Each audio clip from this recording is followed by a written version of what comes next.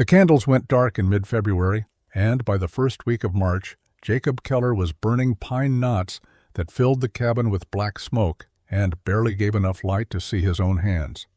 3 weeks later, he was dead from lung fever, and his brother Matthias stood over the grave, knowing that the lack of proper tallow had killed him as surely as any bullet. Before we continue, let us know where you're watching from, and if stories of forgotten mountain wisdom speak to you, hit that subscribe button, because tomorrow's tale is even more remarkable than this one. The winter of 1842 arrived early in the Blue Ridge Mountains and stayed late with a cruelty that old-timers said they had not seen in 30 years. Matthias Keller and his younger brother Jakob had prepared as well as any mountaineers could. Their cabin stood in a narrow valley 3 miles from the nearest neighbor, surrounded by oak and hickory forest that provided game and mast. They had laid in 200 pounds of cornmeal, 50 pounds of salt pork, adequate powder and lead, and what they believed was sufficient tallow for the long, dark months ahead. The tallow supply consisted of 42 candles they had made the previous autumn from rendered hog, fat, and beef suet. By the standards of their community, this was generous preparation. Most families made do with 30 candles or fewer, supplementing with pine knots and rushlights when supplies ran low. The Keller brothers had processed the fat carefully, or so they thought, using the methods their father had taught them before his death 5 years earlier. They had cut the fat into small pieces, heated it in an iron pot over an open fire, skimmed the cracklings, and poured the liquid tallow into molds made from hollowed elder branches. The candles had looked adequate when they finished, solid pale yellow, with the characteristic smell of rendered animal fat. They stored them in a wooden box in the coolest corner of the cabin and rationed their use carefully. 1 candle per evening, burned for no more than 4 hours, extinguished before bed. By this calculation, their supply should have lasted until late March, when the days would grow long enough to reduce dependence on artificial light. But the candles failed in ways the brothers had not anticipated. By January, some had developed a rancid smell that made the cabin reek when they burned. Others had developed a granular texture that caused them to burn unevenly, guttering and smoking. Several had simply softened and bent, becoming unusable. By mid-February, only 18 candles remained usable, and the winter showed no signs of releasing its grip. Jacob suggested they begin burning pine knots to supplement their dwindling supply. Pine knots were free, abundant, and had been used for emergency lighting throughout Appalachia for generations. They were the sections of pine trees where branches joined the trunk, saturated with resin that burned hot and bright. Every child in the mountains knew how to identify and collect them. What Jacob did not fully appreciate was that pine knots produced smoke fundamentally different from tallow candles. The resinous wood released thick, black smoke filled with particles that irritated lungs and coated everything in the cabin with a sticky residue. In small amounts, used occasionally, pine knots were tolerable. Used every evening for hours at a time in a small enclosed cabin, they became poisonous. Matthias argued against it. He suggested they simply go to bed earlier, use daylight more efficiently, accept the darkness. But Jacob was a reader, one of the few literate men in their section of the mountains. He owned 4 books, including a Bible and a volume of natural philosophy he had purchased from a traveling peddler. The thought of long winter evenings without light to read by was intolerable to him. They compromised. They would use pine knots, but only for 2 hours each evening, and they would save their remaining good candles for occasions when cleaner light was necessary. It seemed reasonable. It was a decision that killed Jacob Keller. Matthias buried Jacob on a hillside overlooking the valley on March 23, 1843. The ground was still half frozen, and it took him most of a day to excavate a grave deep enough to protect the body from animals. He marked it with stones and spent that night in the cabin, unable to sleep, replaying the previous month in his mind. Jacob's cough had started in early March, a dry rasp that he dismissed as irritation from the smoke. Within a week, it had deepened into something wet and rattling. Within 2 weeks, he was feverish. Matthias had made him stop using the pine knots immediately, but the damage was done. Jakob's lungs had been compromised by 6 weeks of breathing resinous smoke in an enclosed space, and when the lung fever took hold, his body had no reserves to fight it. Matthias understood that the immediate cause was lung fever, but the root cause was simpler. They had run out of clean light. If their tallow had lasted, Jakob would never have breathed that smoke. If their candles had not gone rancid or soft or granular, his brother would still be alive. In the weeks following the burial, Matthias became obsessed with understanding why tallow failed. He was not an educated man in the formal sense. He could read and write adequately, manage basic arithmetic, but he had no training in chemistry or natural philosophy. What he did have was the methodical mindset of someone who had survived in the wilderness by paying attention to cause and effect. He examined his remaining candles, the ones that had failed. The rancid ones had a distinctive smell, sharp and unpleasant, reminiscent of old lard that had been left too long in warm conditions. He noticed that these candles had a different texture than fresh tallow, slightly softer, almost greasy. The granular candles had a crystalline structure visible when he broke one open, tiny hard particles distributed through the otherwise soft fat. Matthias did not know the chemistry, but he was observing the results of oxidation and improper rendering. Tallow goes rancid when oxygen interacts with the fatty acids, a process accelerated by heat, light, and the presence of water or impurities. The granular texture came from incomplete rendering that left proteins and connective tissue mixed with the pure fat. These impurities created nucleation points for crystallization that changed the tallow's burning properties. He began visiting neighbors to observe their tallow-making processes. Ephraim Stout, who lived 3 miles east, rendered his hog fat every autumn using a method identical to what the Kellers had used.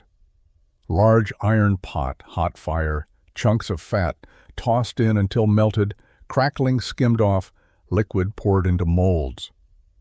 The process took half a day and produced enough candles to last most of the winter, assuming careful rationing. Rufus Brubaker, an older man who had been in the mountains for 20 years, used essentially the same method. When Matthias asked him about tallow going rancid, Rufus shrugged. That was simply what happened. You made tallow in autumn, used it through winter, and accepted that some would spoil before spring. Spring came late in 1843, but when it finally arrived, Matthias threw himself into work with an intensity that surprised his neighbors. He planted his corn, tended his small vegetable patch, and began the endless tasks of maintaining a mountain homestead alone. But beneath the routine labor, his mind was occupied with a single question. How could tallow be made to last an entire year without spoiling? He began paying attention to things he had previously overlooked. The spring house where Ephraim Stout kept his butter and milk stayed remarkably cool even in summer. Matthias examined its construction carefully. The small stone building was built partially underground, with a stream diverted to flow through a channel in its floor. The combination of earth insulation and flowing cold water kept the interior at a constant temperature that prevented spoilage. The principle seemed obvious once he noticed it. Consistent cool temperature prevented rancidity. But tallow required heat to render, and the rendering process itself seemed to be where problems originated. He needed to understand heat better. In late May, Matthias visited a blacksmith named Otto Reinhardt, who operated a forge 8 miles from his cabin. He watched Otto work for an entire afternoon, ostensibly to have some tools repaired, but actually to study the forge itself. The structure was built from fire brick and fieldstone, designed to concentrate and retain heat. Otto explained that a properly built forge could hold temperature for hours after the bellows stopped pumping, the stones radiating stored heat long after the coal bed died down. Matthias asked questions that Otto found peculiar. How thick? How were the stones? How were they arranged? Did different types of stone hold heat differently? Otto answered patiently, assuming the questions related to some construction project. Dense river stones held heat better than porous sandstone. Thickness mattered less than mass.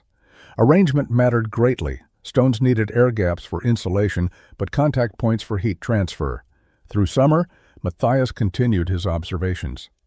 He noticed that root cellars dug deep enough stayed cool year-round, their earth walls providing insulation that worked both ways, keeping cold in during summer and cold out during winter. He observed that his cabin's stone fireplace radiated warmth long after the fire burned down, while a simple fire pit lost heat immediately when flames died. A pattern emerged in his thinking. Heat management was about mass and insulation. The blacksmith's forge used stone mass to store and release heat gradually. The spring house used earth mass to maintain coolness. The root cellar used depth and earth to stabilize temperature. What if these principles could be applied to rendering tallow? The standard method used direct fire under a pot, temperature fluctuating wildly based on wood supply and attention. The fat either scorched from too much heat or cooled too quickly when the fire died down. There was no control, no consistency. Matthias began to envision a different approach, one that used thermal mass to maintain steady heat over long periods, allowing thorough rendering without burning. In late August of 1843, Matthias began digging.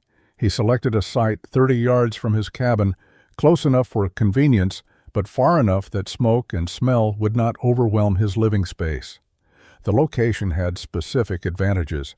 It sat on a slight rise that ensured drainage, was protected from prevailing winds by a rock outcropping, and offered level ground that would not require excessive excavation to create a stable work surface. He started with a circle 4 feet in diameter, marking the perimeter with stakes and cord.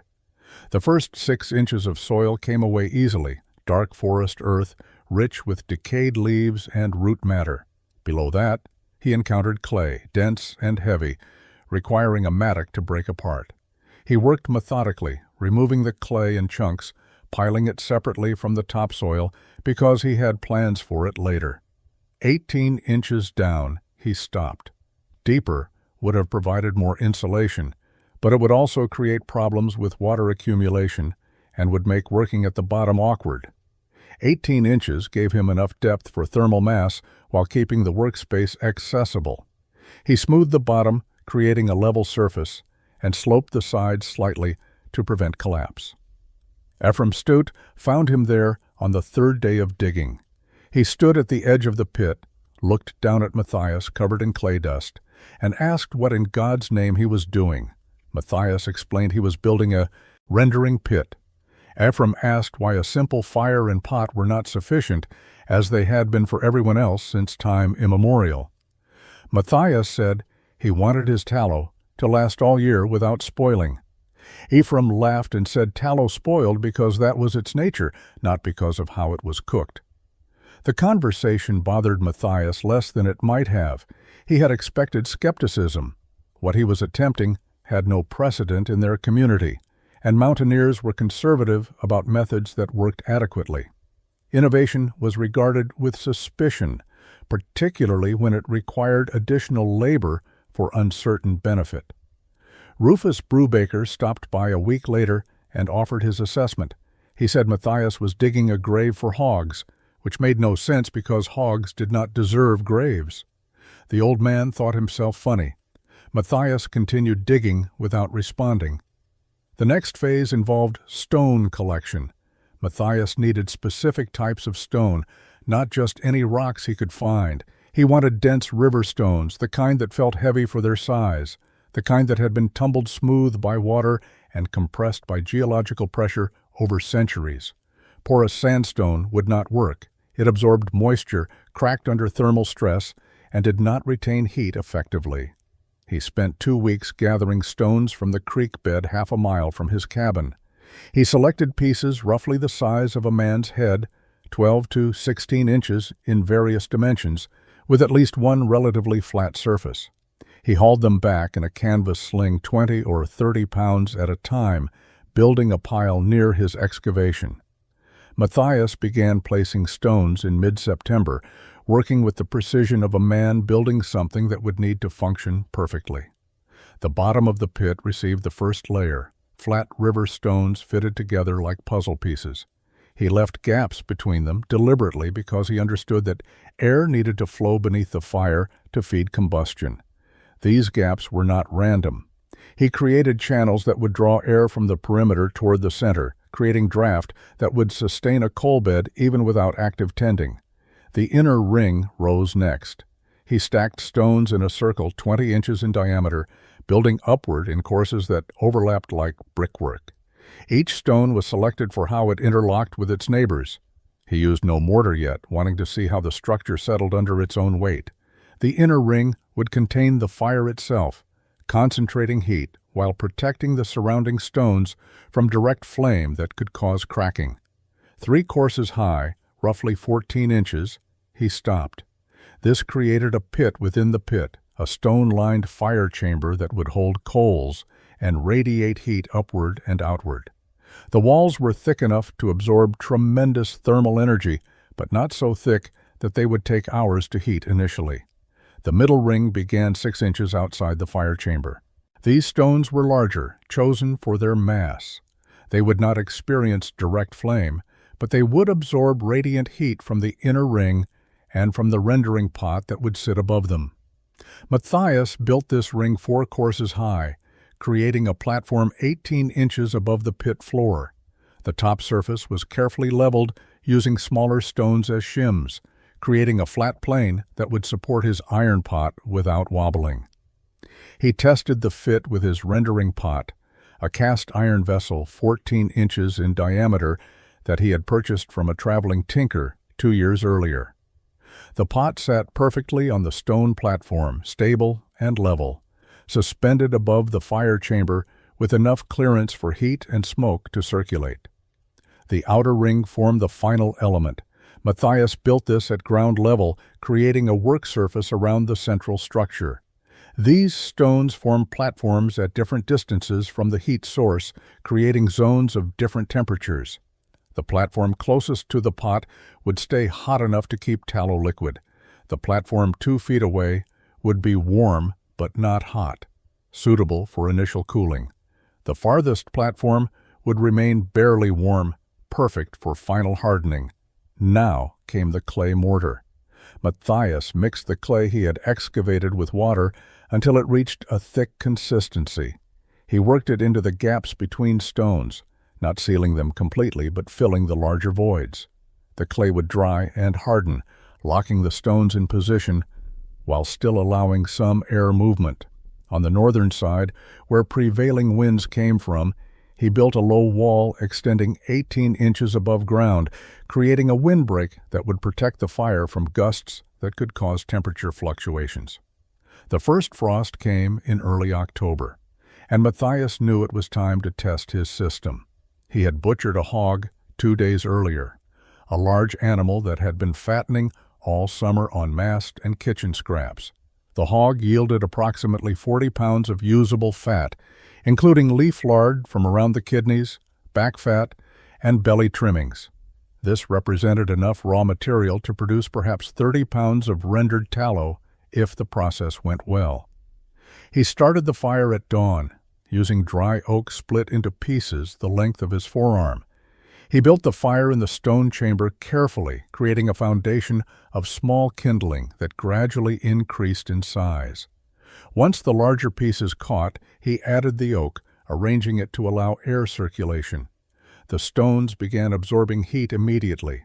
He could not see this process, but he could feel it when he placed his hand near the outer ring. The stones were warming, slowly, drawing thermal energy into their mass. By mid-morning, the fire had burned down to a coal bed that glowed deep red. Matthias added 2 more pieces of oak and let them burn halfway, before allowing the fire to die to coals again. The stones around the fire chamber were now hot enough that he could not hold his hand close for more than a few seconds. The middle ring, where his pot would sit, radiated steady heat. He placed the iron pot on the stone platform and began adding fat. He had prepared it the night before, cutting it into pieces roughly 2 inches square. The key, he had learned from observation, was to start with a small amount and let it render slowly before adding more. Too much fat added at once would lower the temperature dramatically and cause uneven rendering. The first batch of fat began melting within minutes. The heat from the stones below kept the pot at a steady temperature that Matthias estimated was around 180 degrees, hot enough to liquefy fat, but not hot enough to scorch it. He stirred occasionally with a wooden paddle, watching as the solid white fat transformed into clear golden liquid with floating cracklings. As the liquid accumulated, he began adding more fat in small batches. The thermal mass of the stones maintained consistent temperature without his needing to tend a fire constantly. This was the revolution. With a traditional open fire, rendering required constant attention to prevent scorching or cooling. With the thermal mass pit, the stones themselves became the heat source, releasing their stored energy gradually over hours. By early afternoon, all 40 pounds of fat had been rendered. The pot contained nearly 3 gallons of liquid tallow, golden and clear. Matthias used a skimming ladle to remove the cracklings, which he set aside for later use as food or soap-making material. Then he began the purification process that would determine whether his tallow lasted through winter or failed like his previous batches. Winter arrived in November, earlier than the previous year, but less severe. Matthias entered the cold months with 218 tallow candles stored in wooden boxes in his root cellar. Each candle represented a small triumph of his new method. They were uniform in size, pale gold in color, and had a clean smell free from the rancid notes that had plagued his previous attempts. The difference became apparent within weeks. By mid-December, when his neighbors were already rationing their tallow supplies, Matthias burned a candle every evening without concern. He lit it at dusk and let it burn until he was ready for sleep, sometimes 4 or 5 hours. The light was clean and steady. The candles burned evenly without guttering or excessive smoke. Most importantly, they showed no signs of spoilage. He began paying attention to details he had ignored before. The candles from his thermal mass rendering had a harder consistency than those made by traditional methods. When he compared one of his candles to one given to him by Ephraim Stout, the difference was obvious. Ephraim's candle was slightly soft, left a greasy residue on fingers when handled, and had a faint, unpleasant smell even before burning. Matthias's candles were firm, clean, and odorless. By February, the contrast became dramatic. Ephraim visited on a bitter cold afternoon and mentioned casually that his tallow was nearly gone. He had perhaps a dozen candles remaining and was already supplementing with pine knots on some evenings. He noticed that Matthias's cabin was well lit, despite the late hour, and asked how much tallow he had left. Matthias told him truthfully. He had used approximately 70 candles and had nearly 150 remaining. The statement hung in the air between them. Ephraim asked if Matthias had simply made more candles than usual. Matthias explained that he had processed one hog, the same as Ephraim had, yielding roughly the same amount of raw fat. The difference was in the rendering method. Ephraim wanted details. Matthias walked him out to the pit, now covered with a wooden frame and canvas to keep out snow. He explained the stone arrangement, the thermal mass principle, the sustained low heat that rendered fat completely without scorching. He described how he had strained the liquid tallow through cheesecloth multiple times, removing every particle of protein and tissue. He explained his cooling process, pouring tallow into molds set on the outer stone platform where temperature dropped slowly over hours rather than minutes. Ephraim listened but remained skeptical. The method seemed excessively complicated. His rendering process took half a day. Matthias had spent weeks building infrastructure and an entire day rendering. Where was the practical advantage? Matthias pointed to the evidence. His candles were not spoiling. Ephraim's were already gone. That was the advantage. Ephraim left unconvinced. He appreciated the offer to share knowledge, but he could not see himself investing that kind of effort into something as simple as making tallow. March of 1844 brought a storm that old-timers would talk about for decades. It began on March 9th with light snow that seemed unremarkable. By evening, the wind had increased and the snow had become a blinding wall of white that made visibility beyond 10 feet impossible. The temperature dropped to levels that froze spit before it hit the ground. The storm lasted 13 days. Not continuous snowfall, but waves of heavy accumulation separated by brief periods of merely brutal cold. Drifts piled 8 and 10 feet deep in valleys and hollows. Travel became impossible. Families were trapped in their cabins with whatever supplies they had on hand, unable to venture out even to check on livestock or gather firewood beyond what they had stored nearby. Barnabas Yoder lived 4 miles northeast of Matthias with his wife Anna and their 3 children, the youngest only 4 years old. Barnabas was a competent mountaineer, careful in his preparations, but the extended storm caught him like it caught everyone. By the 6th day, his tallow was gone. By the 8th day, he was burning pine knots and furniture to provide light and supplemental heat. By the 10th day, his youngest child, a girl named Catherine, had developed chilblains on her fingers and toes from the inadequate warmth in the cabin's darkest corners. When the storm finally broke on March 22nd, Barnabas wrapped Catherine in blankets and carried her through waist-deep snow to Matthias's cabin. The journey that normally took an hour took most of the morning. He arrived exhausted, desperate, and terrified that his daughter would lose fingers or toes to frostbite. Matthias brought them inside, built up his fire, and examined the child's extremities. The damage was significant, but not catastrophic. The fingers and toes were discolored and swollen, but there was no blackening that would indicate tissue death. She needed warmth, time, and careful monitoring. Matthias gave Barnabas 20 candles and told him to keep his cabin lit and warm continuously until the child recovered. Barnabas looked at the candles with something approaching reverence. They were perfect, smooth, uniform, with no sign of rancidity despite being 5 months old. He asked Matthias directly how this was possible. Every mountaineer he knew ran out of tallow or dealt with spoiled supplies by late winter. Matthias had an abundance of perfect candles in late March.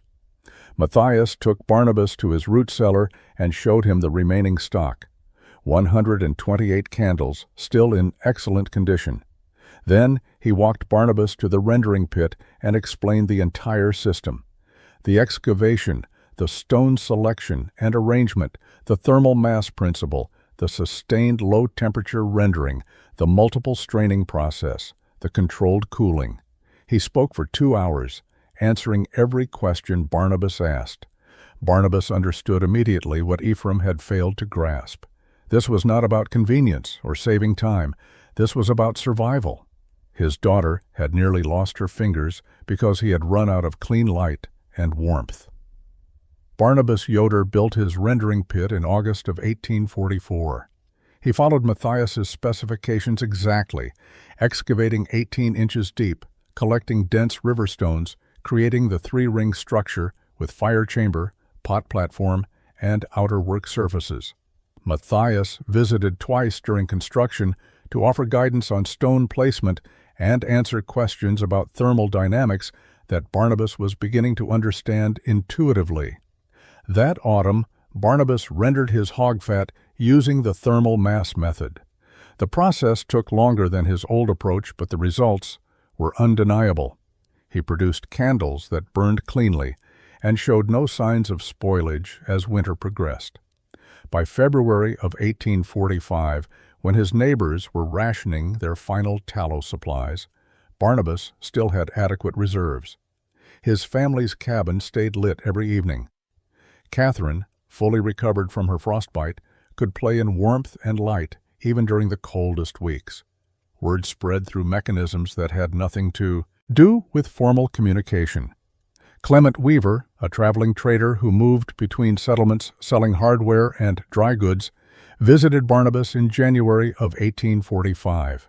He noticed the well-lit cabin and the abundant tallow supply. When he asked about it, Barnabas showed him the rendering pit and explained the method. Clement was interested, not from personal need but from commercial instinct. Knowledge that solved problems had value. Over the next 2 years, Clement mentioned the thermal mass rendering technique to families in other valleys and settlements.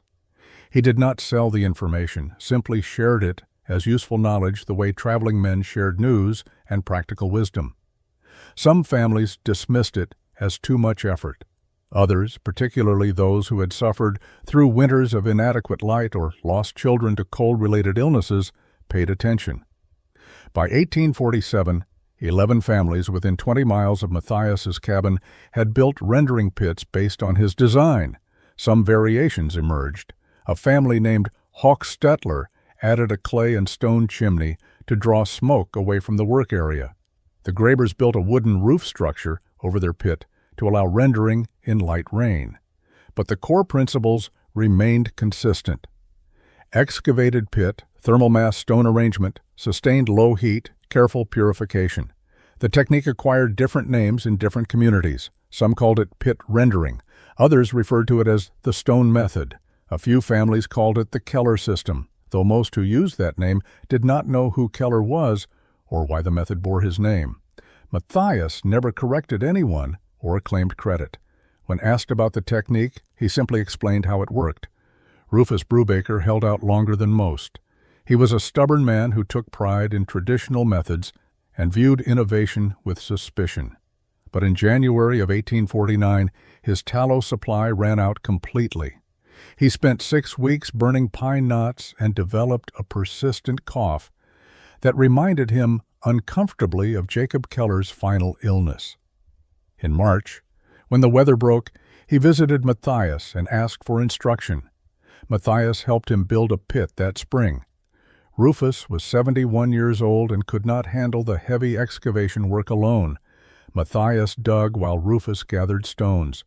They worked together for 2 weeks, building the structure that would serve Rufus for the remaining years of his life.